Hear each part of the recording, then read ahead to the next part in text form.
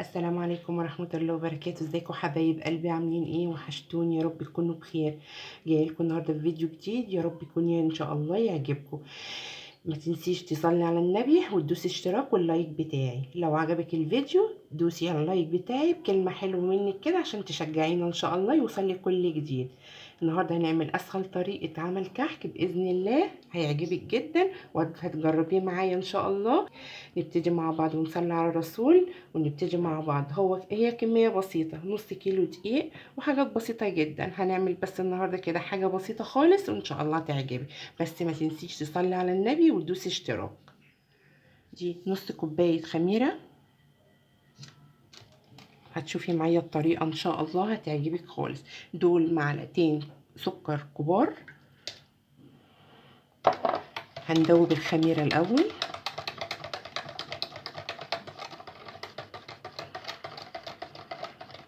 ونركنها كده. هتشوفي معايا بقى الطريقة. ده معدل 500 جرام من الدقيق، يعني في معدل نص كيلو دقيق الحلواني.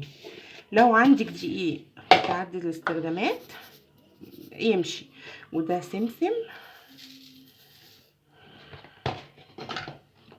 ودي معلقة ريحة كحك بمعلقة بيكنج باودر. دي كل المقادير. بس نخلط الخليط كده مع بعض. بعد ما قلبنا الخليط كله على بعض هنضيف السمنة دي هي مش مقدوحة، ولكن انا مسيحاها بس عشان هي كانت جامدة معايا شوية. ده معدل 300 جرام سمنة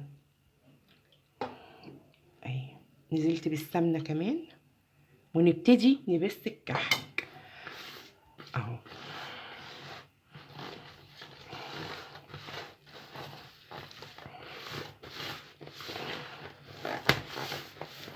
عارفين انتوا البس ده اهو.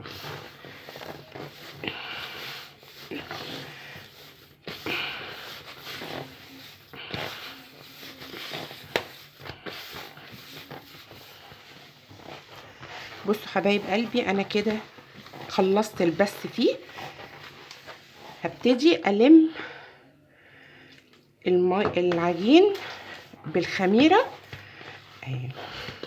انا كده ابتديت لميت العجين كله.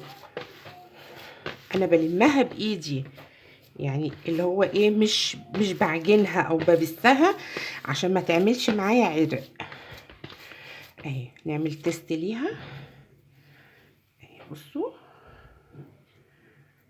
لا هي لسه مشققه. هنلمها تاني. لميت العجينه اهي.